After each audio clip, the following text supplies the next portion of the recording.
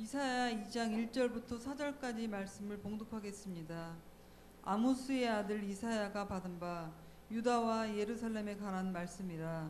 말일에 여호와의 전의 산이 모든 산 꼭대기에 굳게 설 것이요 모든 작은 산 위에 뛰어나르니 만방이 그리로 모여들 것이라. 많은 백성이 가며 이르기를 오라 우리가 여호와의 산에 오르며 야곱의 하나님의 전에 이르자.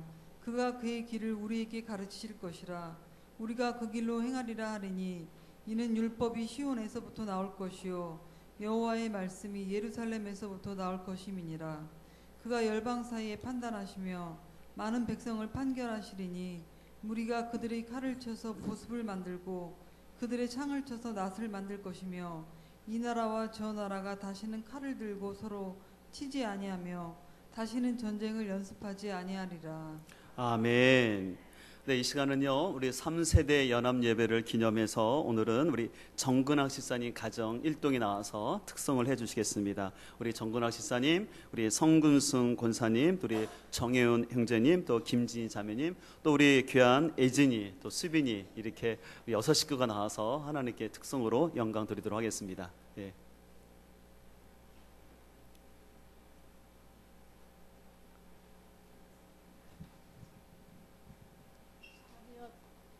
경례 주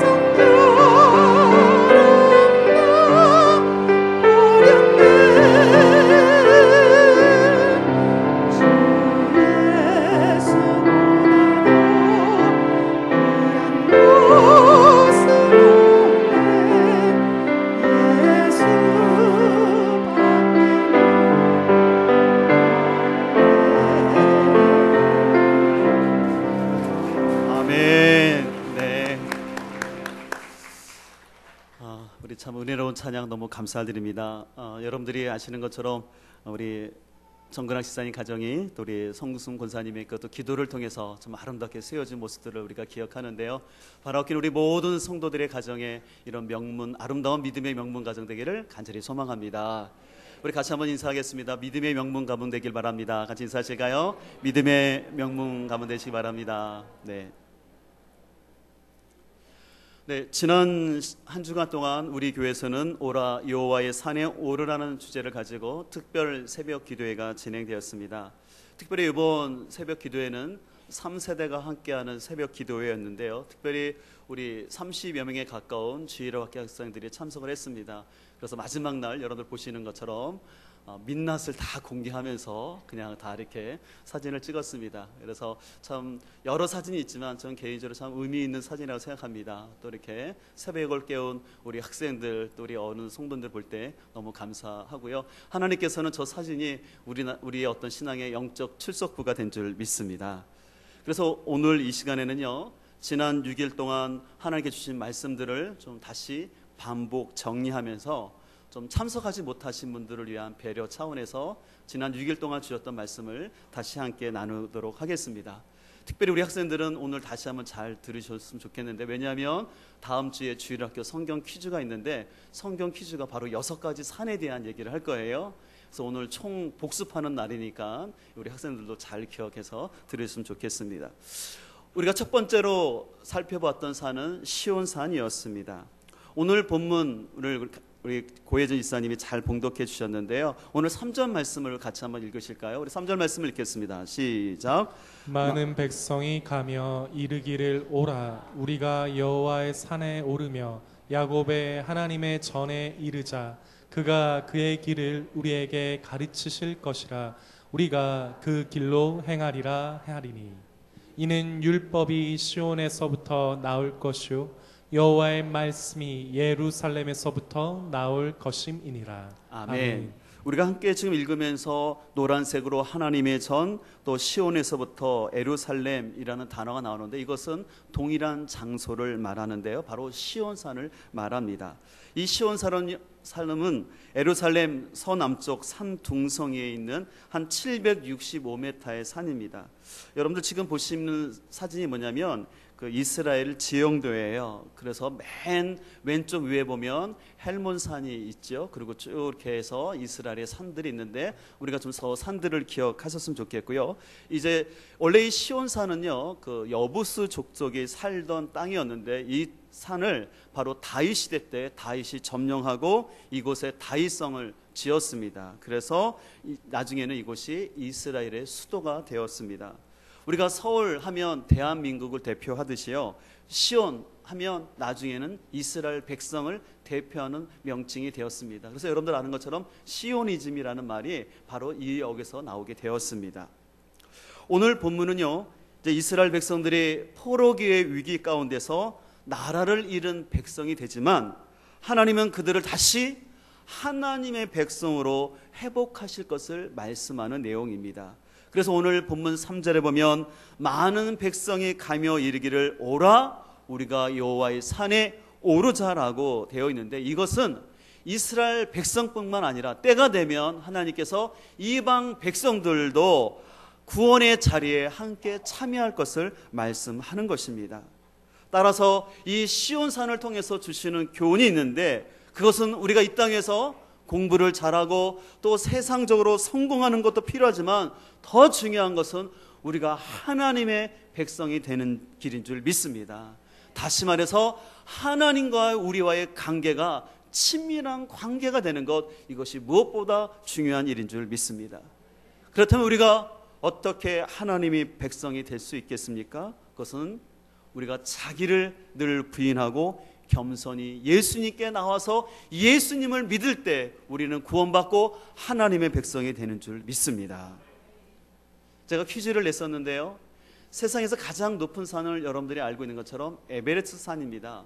근데 이 에베레스트 산보다 실은 사람들이 오르기가 어려운 산이 있다고 그랬어요. 혹시 기억나시나요? 그건 바로 자아라는 산입니다. 이 자아는요, 참 정복하기가 어려워요. 어떤 사람은 너무 깊은 굴곡처럼 우울과 무기력과 또 열등감 속에 빠져 있는 사람이 있고요. 또 어떤 사람은 반대로 너무 높은 솟은 뾰족한 바위처럼 교만함이나 아니면 자기의 아집이나 또 우월 의식 속에 살아갑니다. 그러나 여러분들이 원래 이 시온산의 주인이 여부스 족속이었는데 이들은 자신들의 지형적인 조건 때문에 교만함 가운데 살았어요. 그러나 그 교만함 때문에 그들은 결국 그 땅을 뺏기게 되는 것을 볼 수가 있습니다. 우리는 다시 한번 이 시온산을 기억하면서 우리는 우리의 옛 자아는 죽고 예수님이 거하도록 해야 될 줄 믿습니다. 내가 주인된 삶을 살아가는 여보스 족속 같은 삶을 살아가면 우리는 실패할 수밖에 없습니다. 그러나 예수님이 나의 삶의 주인 되시고 예수님이 우리를 다스리게 되면 우리의 삶 가운데 아름다운 하나님의 통치가 일어나게 될 줄 믿습니다. 그렇다면 이 하나님의 아름다운 통치는 어떻게 일어납니까? 그것은 바로 말씀입니다.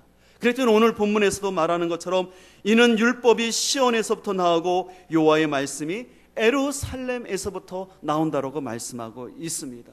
그렇기 때문에 우리가 하나님의 진정한 통치를 받기 위해서는 우리는 하나님의 백성으로서 하나님의 도를 배우고 말씀 가운데 거하여야 할 줄 믿습니다. 특별히 오늘날은 너무나 이단이 많은 세상입니다. 또 오늘날은 교회가 참 어려움을 겪는 시대입니다. 그렇기 때문에 이럴 때일수록 우리는 더욱더 말씀의 분별력을 가져야 할 줄 믿습니다. 우리가 등산을 할 때 로프에 잘 연결된 사람은 혹시 발을 헛디뎌도 그 로프 때문에 생명을 얻고 정상을 정복하는 것처럼 우리가 이 세상의 세상적인 끈보다도 하나님의 말씀의 로프를 잘 붙잡고 있을 때 우리는 진정으로 복되고 성공된 삶을 살리라 믿습니다. 여러분들, 제가 첫째 날 이 시온산 얘기를 하면서 제가 한 가지 보여드렸던 산이 있었어요. 저 사진이죠. 제가 좀 이렇게 좀 촌스럽다고 얘기했는데 15년 전 사진입니다. 저 산은 뭐냐면 바로 청관산이에요. 그 전라남도 장흥에 있는 산이었는데요. 한 723m가 되는 산인데 제가 왜 저 산이 기억나냐면 저희 경천이가 3살 때인데요. 제가 경천이를 안고 올라갔어요. 같이 가는 사람들이 있었는데 경천이가 절대 저 외에는 안 가겠다고 계속 저항만 안았던 거예요. 그래서 제가 정상에 올라가지고 너무 지쳐가지고 그때 이제 아내한테 넘기고 기념사진을 힘들게 찍은 사진이었습니다. 저는 저 사진을 보면서 실은 우리 경천이가 저 산을 자기 힘으로 오르지 않았어요. 어떻게 올랐어요? 그냥 저에게 딱 붙어 있을 때 올라가는 거예요. 그리고 제가 다른 집 자식 같았으면 안아줬을까요? 내 자식이니까 그 아이를 품고 그 청관산 정상까지 올라간 거죠. 이와 마찬가지로 우리도 우리의 영적 아버지신 그 하나님을 붙잡고만 있으면 우리는 시온의 백성이 되고 축복된 삶이 될 줄 믿습니다. 우리가 두 번째 날 살펴본 산은 모리아산이었습니다. 이 모리아산은 바로 시온산 위에 있는 곳인데 바로 저곳에서 바로 아브라함이 이삭을 바쳤고, 그렇지 지금 여러분들 보시는 것처럼 저기에 솔로몬 성전이 지어져 있습니다. 이 모리아산에는 지금 보시는 것처럼 이 예루살렘 성전이 지어졌는데 여러분들, 하나님이 성전을 지은데 아무데나 지으겠습니까? 그렇지 않겠죠. 중요한 장소에 세울 텐데 그럼 왜 하나님께서 저 모리아산에다가 하나님의 성전을 세웠냐라는 것입니다. 그 이유는 바로 이 모리아산과 관련된 사람들의 순종 때문에 그렇습니다. 바로 창세기 22장에 나오는 것처럼 하나님께서는 아브라함에게 너의 사랑하는 독자 이삭 100세에 얻은 아들을 하나님께 번제로 바치라고 했습니다. 그때 아브라함은 하나님 말씀에 거역하지 아니하고 그 말씀에 그대로 순종했던 것을 볼 수가 있습니다. 그래서 그것을 잘 표현한 렘브란트의 그림이 있죠. 저 그림을 보면서 여러분들, 제가 그림에 대해 설명을 했는데 저 그림 속에는 그 아브라함이 얼마나 하나님 앞에 즉각적으로 간절히 순종하는지가 보여져 있어요. 그래서 얼마나 다급했으면 천사가 아브라함의 손을 탁 잡아서 중간에 칼이 떨어지도록 이렇게 했습니다. 아브라함은 하나님께 온전히 모리아산에서 순종했던 것을 볼 수가 있습니다. 또 여러분들 아시는 것처럼 이 모리아산의 성전터를 준비한 사람이 바로 다윗인데, 다윗의 삶을 보면 그는 순간순간마다 얼마나 그가 왕이었음에도 불구하고 순종하는 삶을 살았는지, 특별히 그가 하나님 앞에 예배드리는 삶에 있어서 얼마나 순종의 삶을 살았는지 우리는 알 수가 있습니다. 무엇보다 결정적인 것이 있는데 바로 이 모리아산에서는 바로 하나님의 아들이신 예수 그리스도가 죽기까지 순종한 곳이 바로 이 모리아산인 줄 믿습니다. 우리가 아는 것처럼 오늘날 성전은 더 이상 건물이 아니라 우리가 믿는 예수님을 믿는 우리들이 성전이 되었습니다. 그렇기 때문에 고린도전서 3장 16절은 이렇게 말합니다. 너희가 하나님의 성전인 것과 하나님의 성령이 너희 안에 거하는 것을 알지 못하느냐. 그래서 우리는 이제 우리 자신이 예수 그리스도로 인하여 성전 되었다라고 말하고 있습니다. 그렇다면 이제 우리가 예수 그리스도의 성전 되었기 때문에 우리에게 필요한 것은 우리의 고집이 아니라 바로 하나님 말씀 앞에 순종하는 삶인 줄 믿습니다.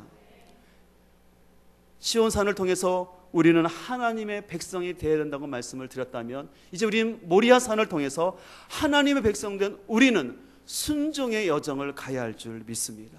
그래서 우리 자녀들은 부모님 말씀에 순종하고 선생님 말씀에 순종하고 또 성도들은 하나님이 세우신 바른 권위 앞에 순종하며 나갈 때 하나님께서는 우리의 삶 가운데 여호와 일에 하나님이 준비하시는 은혜가 있을 줄 믿습니다. 우리 옆에 사람과 인사하실까요? 순종함으로 여호와 이레를 경험합시다. 네. 우리가 다음으로 살펴본 산은 갈멜산이었습니다. 이 갈멜산은요, 이스라엘 서쪽 해변에 있는 곳인데요. 이 갈멜산 입구에 가면 한 동상을 보시게 되는데 바로 저 동산이에요. 바로 엘리야 선지자의 동상이 있는데 바로 칼을 들고 있습니다. 칼을 들고 있는 이유는 여러분이 아는 것처럼 바알을 섬기는 그 선지자들을 처단한 것을 상징하면서 엘리야 동상이 서 있습니다. 그래서 열왕기상 20장 21절에 보면 이렇게 기록되어 있습니다. 우리 자막을 보고 한번 같이 읽겠습니다. 시작. 엘리야가 모든 백성에게 가까이 나아가 이르되 너희가 어느 때까지 두 사이에서 머뭇하려느냐. 여호와가 만일 하나님이면 그를 쫓고 바알이 만일 하나님이면 그를 쫓을지니라 하니 백성이 한 말도 대답지 아니하는지라.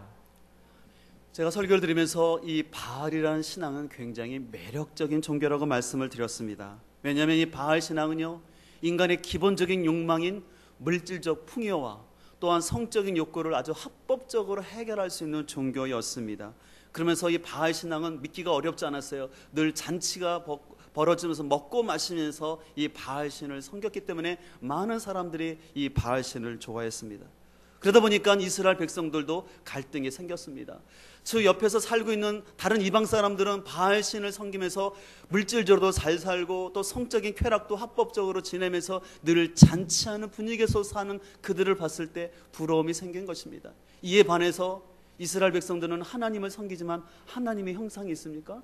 형상도 없어요. 그리고 늘 말씀만을 듣는 거예요. 그러니까 어떻게 보면 이스라엘 백성들이 자신이 하나님을 믿는 것이 고리타분해 보이고 우리가 하나님을 잘 믿는 건가라는 그런 갈등이 생겼습니다. 그랬을 때 여러분이 아는 것처럼 아하방의 부인이었던 이세벨이 이 바알 신앙을 섬김으로 인해서 온 이스라엘 백성들에게 합법적으로 바알 신앙을 섬기도록 허락을 해준 것이었습니다. 그랬을 때 이스라엘 백성들 가운데는 갈등하는 사람도 있었습니다. 하나님만 섬겨야 되는데 우리가 바알신을 섬겨도 되나? 그들은 그런 갈등 속에서 이렇게 결론을 내렸습니다. 그래, 구원은 하나님을 통해서 누리고 이 땅에서의 물질적인 풍요는 바알신앙을 통해서 누리자. 하나님 우리에게 복 주신다고 말씀하셨으니까 바알도 하나님이 만든 신일 테니까 우리가 같이 섬기자. 그래서 이스라엘 백성들은 하나님도 섬기고 물질적 풍요를 주는 바알신도 같이 섬겼던 것입니다. 그렇기 때문에 오늘 엘리야 선지자는 이스라엘 백성들에게 너희가 어느 때까지 하나님과 바알 사이에서 머뭇거리겠느냐, 다시 말해서 어느까지 너희 양다리 걸치면서 그렇게 갈등하겠느냐, 너희들 결단하라라고 얘기를 하는 것입니다. 실은 오늘날 이 땅을 살아가는 우리들 가운데도 그런 마음이 있지 않습니까?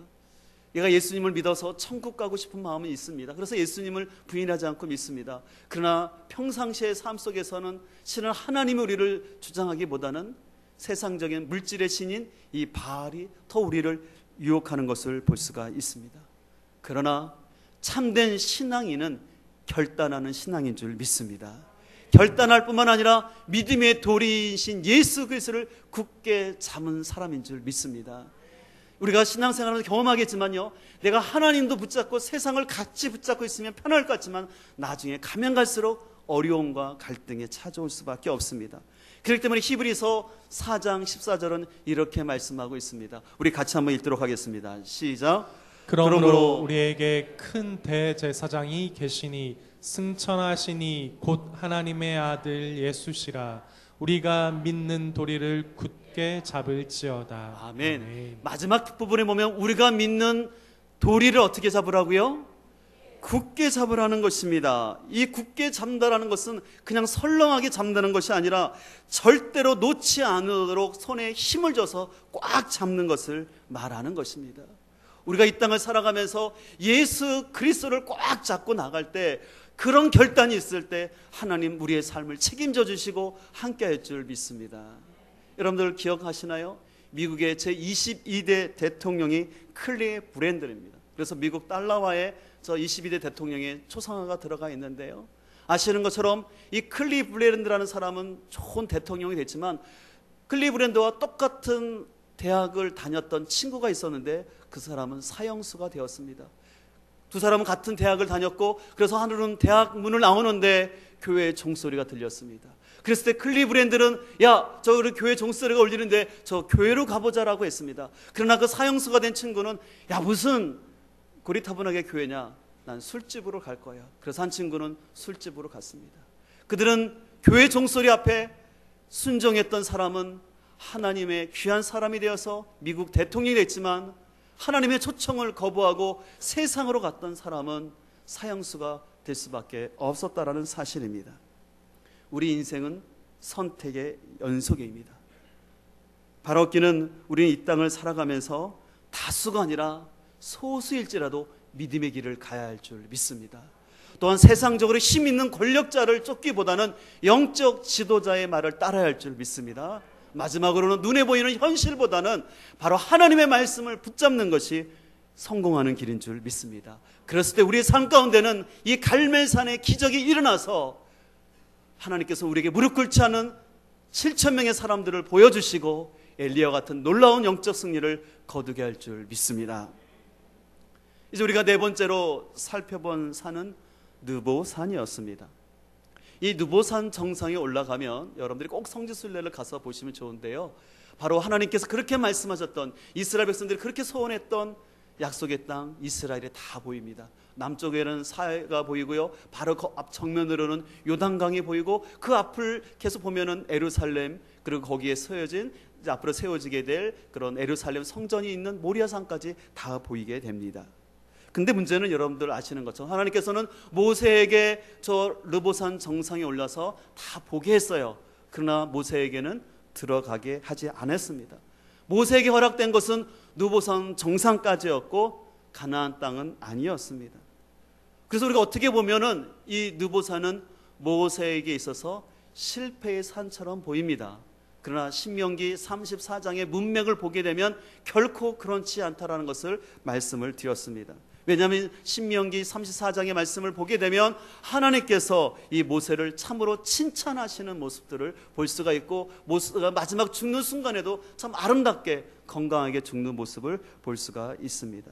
그렇다면 이 모세가 어떻게 느보산이 실패의 산이 되지 않고 성공의 삶이 되었습니까?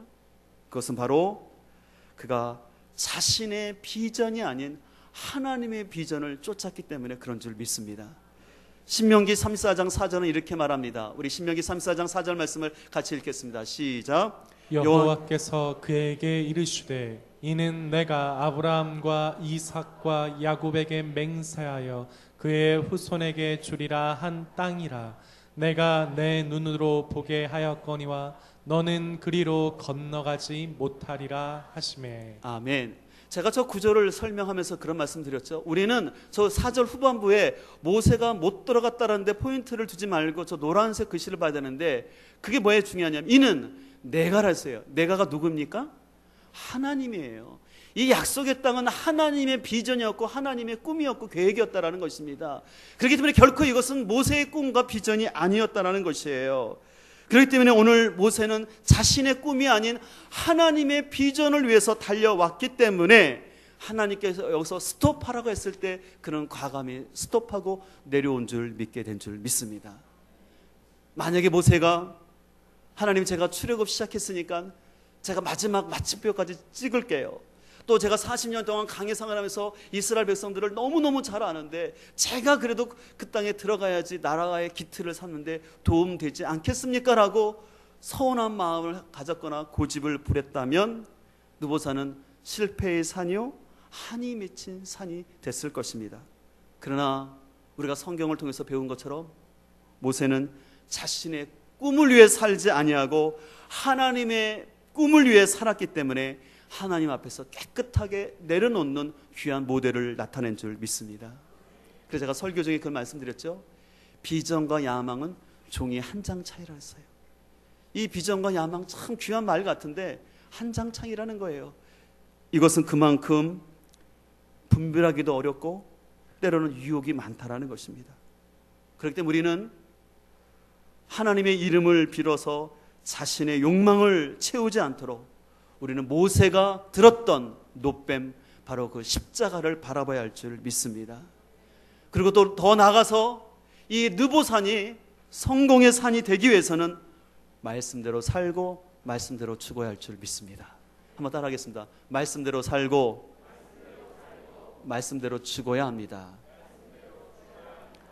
오늘 5절 말씀은 이렇게 되어 있습니다. 5절 말씀을 한번 볼까요? 같이 읽겠습니다. 시작. 이에 여호와의 종 모세가 여호와의 말씀대로 모압 땅에서 죽어. 네, 참 멋진 표현이라서 해요. 근데 모세가 죽는데 어떻게 죽었다고 그랬어요?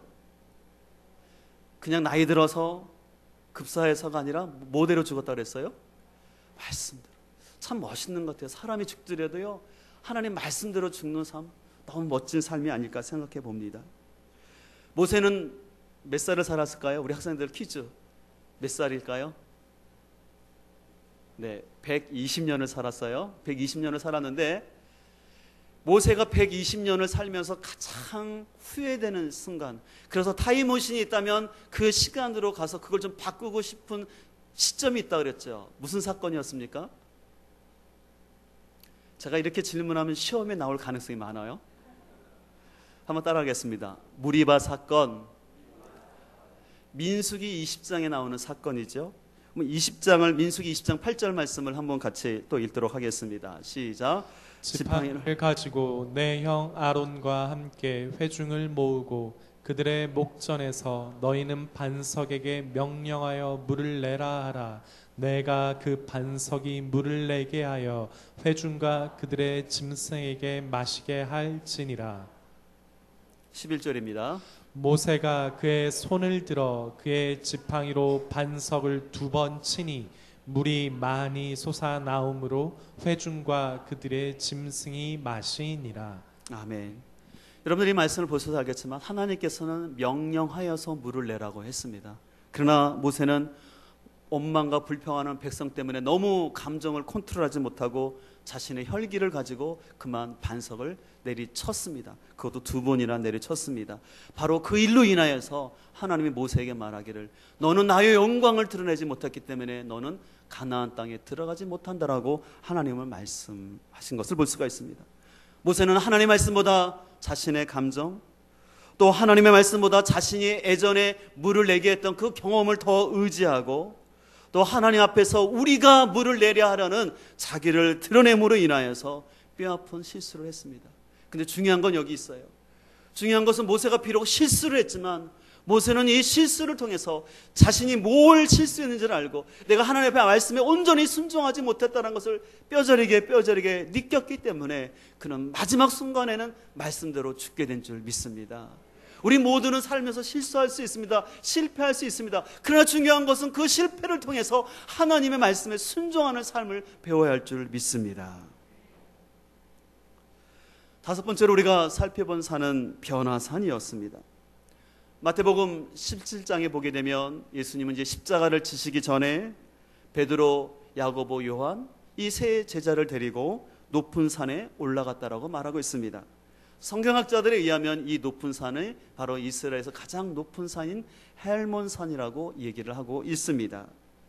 이 헬몬산은 이스라엘에서 가장 북쪽에 있고 높은 산이기 때문에요. 저곳에서는 늘 눈이 쌓여 있고요. 그래서 그 밑에 지역에는 물이 풍부해서 이스라엘 북부의 수도 역할을 했던 곳이었습니다. 그래서 주님께서 바로 저곳에서 변화되었기 때문에 저 산을 변화산이라고 말을 하고 있습니다. 우리는 변화산을 통해서 우리의 삶의 변화에 대해서 한번 생각을 보았는데요. 우리가 진정으로 예수님 믿고 변화되기 위해서는 우리는 무엇보다 주님과 함께하는 자리에 있어야 할 줄 믿습니다. 여러분들 진정으로 신앙생활 하면서 변화되기를 원하십니까? 그렇다면 여러분들 예수님과 함께하는 자리에 머물기를 간절히 소망합니다. 사람은 누구랑 함께 하느냐에 따라 인생이 달라집니다. 그래서 제가 맹모 삼천지교를 말씀을 드렸는데 우리 그리스도인들에게도 맹모 삼천지교가 있다고 말씀드렸죠. 그래서 우리는 육적으로 거듭나야 되고 또 우리는 어린아이에서 성숙해야 되고 또 우리는 사명의 자리에 있어야 할 줄 믿습니다. 그래서 우리 믿음의 사람들은요 늘 교회와 가정과 학교 또 어른들은 가정, 교회와 직장을 잘 그 세 지점을 중심으로 함께하면 거기서 하나님의 도우심이 함께하는 줄 믿습니다. 예수님은 더 나가서 마태복음 17장 5절에서 이렇게 말씀을 하셨습니다. 그 변화산에서 모습을 변화했을 때 베드로가 이렇게 말하죠. 주님, 우리가 이곳에 초막 셋을 짓겠습니다. 그랬을 때 하나님은 아니다 라고 말하면서 바로 5절 말씀을 하는 겁니다. 같이 읽겠습니다. 시작. 이는 이니 너희는 그의 말을 들으라. 아멘. 베드로는 세상적인 기준을 가지고 욕심을 가지고 주님께서 이 세상을 변화시킬 것이라는 정치적인 메시아로 바라보면서 거기에 머물기를 원했고 그런 걸 소망했습니다. 그러나 하나님은 거기에 머물지 아니하고 너는 내 사랑하는 아들이니 예수님의 말씀을 들으라고 했습니다. 그러면 예수님의 말씀이 구체적으로 뭐라고 말씀드렸습니까? 바로 앞에 있는 16장의 말씀인데 그것은 바로 예수님께서는 자기를 부인하고 십자가를 지는 삶에 대해서 말씀하신 것이죠. 우리도 진정 예수님의 말씀을 따르기 위해서 필요한 것은 날마다 자기를 부인하고 이 십자가를 지는 이 말씀을 기억하며 따라야 할 줄 믿습니다. 변화라는 것은 단순히 외형적으로만 변화가 아니라 믿음의 깨달음입니다. 육적이고 세상적인 것을 넘어서 자신의 사명을 깨닫고 그 십자가를 지기 위해서 인내하며 나가는 것, 그것이 진정으로 변화의 삶인 줄 믿습니다. 그러기 위해서는 우리는 날마다 세상을 더 가까이 하는 것이 아니라 주님을 더 가까이 하고 내 안에 들려오는 내적인 욕심보다는 성령의 음성에 귀를 해야 될 줄 믿습니다. 우리가 살다 보면요 여러 음성이 들려와요. 대체로 다 육신적인 소리가 들려와요. 그러나 우리가 하나님 앞에 머물다 보면은 성령님께서 주시는 생각들이 있는데요, 성령님께 주시는 특징은 뭐냐면요 어떤 선한 생각이에요. 그리고 하나님께서 원하시고 기뻐하시는 생각들을 우리에게 주신다는 것입니다. 바라옵기는 우리는 내적인 욕심이 아니라 성령의 음성에 순종하며 나아갈 수 있기를 소망합니다. 마지막으로 우리가 살펴본 산은 감난산이었습니다. 감난산은 바로 예루살렘 맞은편에 있는 산인데 예루살렘보다 90m 정도가 높아서 저 감난산에서 보게 되면 바로 옛날 예루살렘 잘 보입니다. 그래서 그 앞에 있는 성전도 보입니다. 이 감난산은 여러분들 알다시피 감람나무가 많아요. 근데 감람나무가 바로 올리브 나무죠. 그래서 저 감난산은 산에서는 예수님과 관련된 행적들이 많았습니다. 예수님께서는 저곳에서 겟세마네 기도라는 곳에서 또 기도도 하셨고, 또 거기서 예수님께서는 예루살렘의 멸망에 대한 얘기도 하셨고, 또 재림에 대한 징조도 하셨습니다. 근데 특별히 우리가 이 감람산과 관련해서 기억해야 될 것은 바로 저곳에서 예수님께서 승천하셨습니다. 그리고 예수님은 승천하시면서 사도행전 1장 11절에 보면 이렇게 말씀하셨습니다. 하늘로 올리신 이 예수는 하늘로 가심을 본 그대로 오시리라 말씀하셨습니다. 여러분들 성경에는 1817가지 예언이 있는데 다 성취가 되었고 마지막 한 가지 예언이 남아 있습니다. 어떤 예언일까요? 주님의 재림입니다. 여러분 생각해 보세요. 1817가지 예언 중에 다 완성이 됐고 한 가지만 남았다면 그것이 이루어질까요? 안 이루어질까요? 분명히 이루어질 줄 믿습니다. 그렇기 때문에 신약성경에서는 신약성경이 총 216장으로 기록되어 있는데 거기에 300번이나 예수님에 대한 재림에 대한 언급이 나와요. 그래서 신약성경의 20분의 1이 재림과 관련된 말씀으로 있는 것을 볼 수가 있습니다. 그만큼 신약성경에서 뭘 강조하냐면 다시 오신 주님에 대해서 말씀하고 있다는 것입니다. 우리는 이 신약성경의 강조점을 통해서 우리는 다시 오실 주님에 대한 소망을 가져야 할 줄 믿습니다. 우리는 다시 오실 주님에 대한 온전한 소망이 있을 때 우리는 이 땅이 비록 불의할지라도 의롭게 살아갈 수가 있는 것이며, 이 세상에 비록 타락하고 더러운 세상일지라도 다시 오실 주님을 생각하기에 우리가 정결한 신부로 살아가게 될 줄 믿습니다. 그리고 주님이 오실 때 우리의 수고와 정결한 삶에 대해서 분명히 인정하시고 상급을 줄 줄 믿습니다. 그렇기 때문에 우리에게 필요한 것이 있다면 다시 오실 주님에 대한 이 소망을 꽉 붙잡아야 할 줄 믿습니다. 그리고 이 주님이 다시 오실 것을 소망하는 사람들이 해야 될 것이 있는데 그것은 바로 예수 그리스도의 증인들인 줄 믿습니다. 주님께서는 사도행전 1장에서 시기와 때는 너희가 알 바가 아니요 그것은 오직 하나님께만 정하신 것이요 너희는 오직 땅끝까지 이르러서 내 증인되라 하신 줄 믿습니다. 여러분 기억하시죠? 주님은 결코 우리에게 예수님의 변호사가 되라고 말씀하지 않았습니다. 증인되라는 것입니다. 변호사는 말을 잘해야 되고 많은 걸 알아야 됩니다. 그러나 증인은 자신이 체험하고 경험한 그분을 전하는 길인 줄 믿습니다. 그래서 우리는 가정 안에서 예수 그리스도의 증인이 되어야 될 줄 믿습니다. 이제 추석 명절을 통해서 가족들이 모일 텐데 그냥 그래서 그 가족들에게 믿지 않는 사람들에게 예수 믿으라고 막 전하는 것보다는 내가 변화된 걸 고백하십시오. 제가 예수 믿기 전에는 이런 삶을 살았는데 제가 예수님을 믿은 후에 저의 삶에 이런 변화가 나타났습니다. 저의 가치관이 이렇게 변했고 저의 삶 속에 이런 행복과 기쁨이 있습니다. 그거에 대한 증인 되시기를 간절히 소망합니다. 그래서 우리가 예수님의 증인이 되어서 땅끝까지 복음이 증거될 때 우리 주님은 분명히 오실 줄 믿습니다. 그렇기 때문에 히브리서 6장 19절은 이렇게 말합니다. 바로 소망은 영혼의 닻이라고 말합니다. 여러분 닻이 뭔지 알죠? 배를 정박할 때 흔들리지 아니하도록, 조리에 떠말리지 아니하도록, 파도에 휩싸이지 않도록 배의 중심을 담아주는 것이 바로 닻입니다. 이와 마찬가지로 우리 가운데 소망이라는 그 영혼의 닻이 있을 때 이 풍파 많은 세상 가운데, 유혹 많은 세상 가운데 우리가 흔들리지 아니하고 중심을 서서 하나님이 원하시는 목적지까지 안전하게 항해하며 가게 될 줄 믿습니다. 그렇기 때문에 진정한 이 소망이 있는 사람은 내일을 준비하되 오늘 하루에 최선을 다하는 사람인 줄 믿습니다. 우리 학생들 꿈을 갈 때 절대 허황된 꿈 까지 마시고 생각만으로 꿈이 이루어지는 것이 아니라 현실이 있을 때 이루어진다는 것을 기억하시고 이상과 현실의 균형이 있는 우리 학생들 되길 간절히 소망합니다. 또 우리 어른들은 이 풍파 많고 유혹 많은 세상 가운데서 세상에 벌어지는 일 때문에 마음 흔들리지 말고 우리는 끝까지 주 예수 그리스도만을 바라보며 나가기를 간절히 소망합니다. 그래서 히브리서 12장 1절의 말씀처럼 믿음의 주여 온전케 하신 예수 그리스도만을 바라봐야 할 줄 믿습니다. 여러분들은 뭘 바라보기를 원하십니까? 세상에서 돈 버는 사람, 세상에서 성공하는 사람 바라보기를 원하십니까? 그러면 실수할 수밖에 없어요. 그러나 우리가 오직 바라봐야 될 것은 믿음의 주여 우리를 온전케 하시는 그 예수 그리스도를 우리가 바라봐야 할 줄 믿습니다.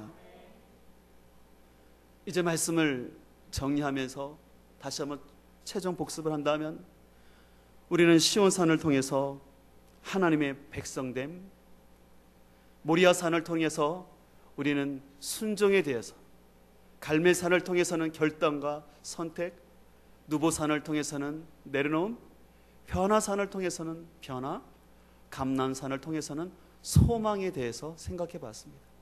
여러분들 혹시 이 6가지에 대한 설교를 쭉 들으면서 좀 공통되는 점을 혹시 발견하셨습니까? 다름이 아니라 말씀에 대한 강조였습니다. 오늘 본문에서도 이사야서에서도 말씀한 것처럼 우리가 주의 도를 배우라고 말씀하고 있는 것으로 시작해서 이 여호와의 선들에서 강조하는 것은 하나님의 말씀에 대한 강조였습니다. 그렇기 때문에 우리 모두는 우리 인생이 끝날 때까지 다른 그 어떤 것보다도 말씀의 로프를 붙잡아야 할 줄 믿습니다. 그래서 하나님의 말씀을 붙잡고 분별력을 가지고 주님을 가까이 하고 주님의 교회를 가까이 할 때 진정 하나님께서는 우리 삶을 인도하여 주셔서 우리로 하여금 분명히 영적 정상에 서게 할 줄 믿습니다. 우리가 그 하나님을 소망하면서 믿음으로 나아갈 수 있기를 소망합니다. 우리 한번 이 말씀을 기억하시고 우리 우리 찬양시 나가서 같이 찬양하도록 하겠습니다. 이번 특별 새벽 기도의 주제가였던 오라 우리가 이 찬양하시면서 우리가 말씀을 마치도록 하겠습니다.